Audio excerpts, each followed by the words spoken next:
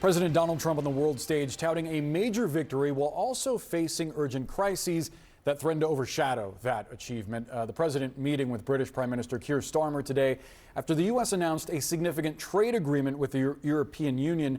But much of their talk, as Trump himself acknowledged, focused on the humanitarian emergency in Gaza. The World Health Organization says malnutrition-related deaths are spiking there this month, 63 reported in July alone. And yet, speaking about the enclave on Sunday, Israeli Prime Minister Benjamin Netanyahu argued there was no starvation.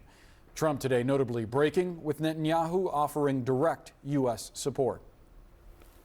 So we're going to set up food centers and where the people can walk in and no boundaries. We're also going to make sure that they don't have barriers stopping people. You know, you've seen the areas where they actually have food and the people are screaming for the food in there. We can save a lot of people. I mean, some of those kids that's real starvation stuff. I see it.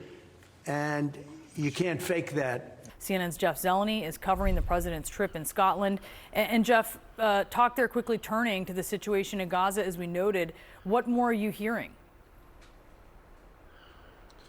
Well, the crisis in Gaza was the first order of business between the British Prime Minister and the American President when they met. In fact, that was the central reason for the Prime Minister coming to visit the President on what otherwise has been a mix of golfing as well as a diplomatic work here. But it was the idea of the British Prime Minister sort of applying some pressure to the American President, Donald Trump, to put some pressure on Israeli Prime Minister Benjamin Netanyahu to think harder about what is happening in Gaza and work toward a ceasefire. But the president acknowledging those images that we have all seen around the world of starvation, of the children, really a direct contradiction to what Netanyahu claimed over the weekend, that there was no starvation. So that perhaps was the biggest goal of all for European leaders, particularly British Prime Minister Keir Starmer, to get the American president on one page, on his side, and vowing to open food centers to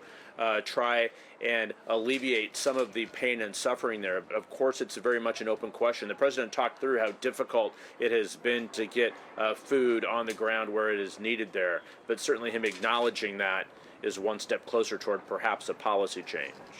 You know, you cover foreign policy, you cover the White House. What do we make of the president's rhetoric, first against Netanyahu in Israel and Gaza? Is this a change in policy? It's just a change in rhetoric? Or is this a real break from the Netanyahu government? Well, we haven't seen a change in policy yet, but I think it's interesting that those comments came after meeting with Starmer, with von der Leyen over the weekend, with European allies who see the Gaza conflict a little differently, obviously, than Bibi Netanyahu, but have maybe had the ability to sway the president to emphasize, you know, what they see happening in Gaza as a real problem. When the president is at ease with allies, he will be open to hearing their points of view. And I think, you know, we heard it himself when he said on television, it sure looks like they're very hungry. He himself has seen the same images that everyone else has seen. This is, the audience of one president, right? It's always about television, the former reality TV star. The president sees those images himself. He's reacting to them. That seemed like a reaction in real time when he said, well, actually, based on the images I've seen, it sure does seem like those children are hungry. So that's a change in policy.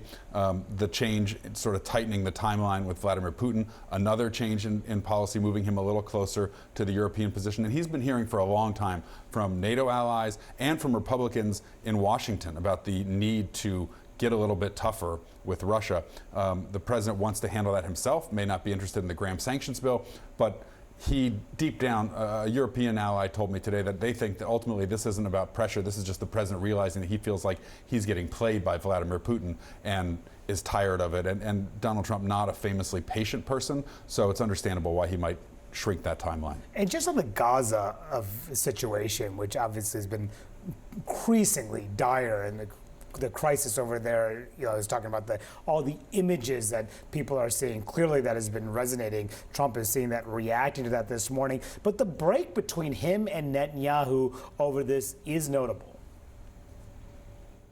There is no starvation in Gaza.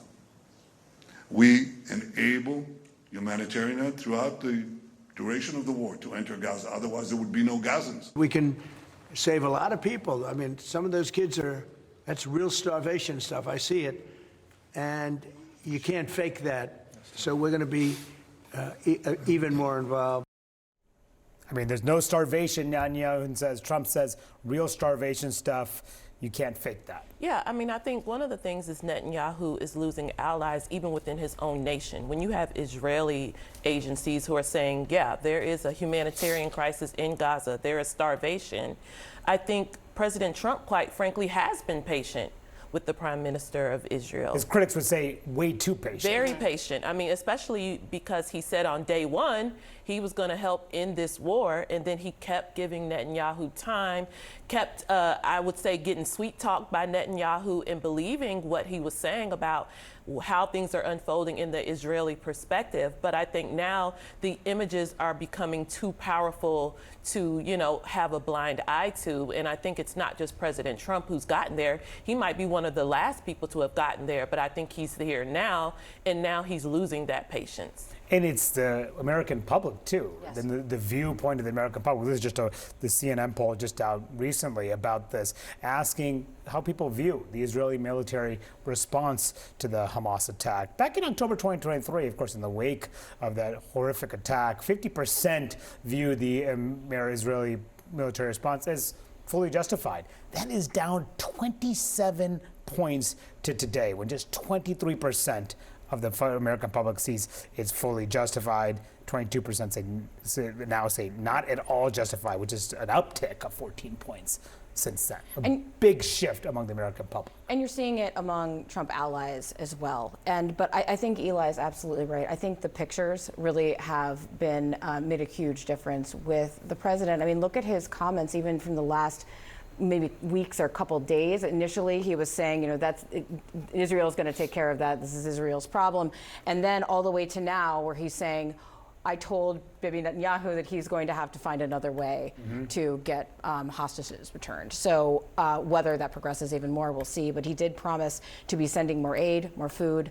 And that's something I know all of us will be watching to see how that's done. And the political response you were mentioning about the Republicans and others, the person you cover very closely, Marjorie Taylor Greene, is someone, you look at someone to get their sense on how maybe that wing of the party is responding to something that's happening here. This is what she said about this. She said, I can unequivocally say what happened to the innocent people in Israel on October 7th was horrific. I can just as unequivocally say that what has been happening to innocent people and children in Gaza is horrific. So you're even seeing this change in viewpoint, perhaps, among some of the president's most loyal allies in the MAGA base. Yeah, and I mean, Marjorie Taylor Greene has always been pretty skeptical of the Israeli leadership. And of course, she's pretty isolationist as well. So she's always landed on the side of, the U.S. needs to stop, quite frankly, enabling Israel when it comes to the conflict with Hamas.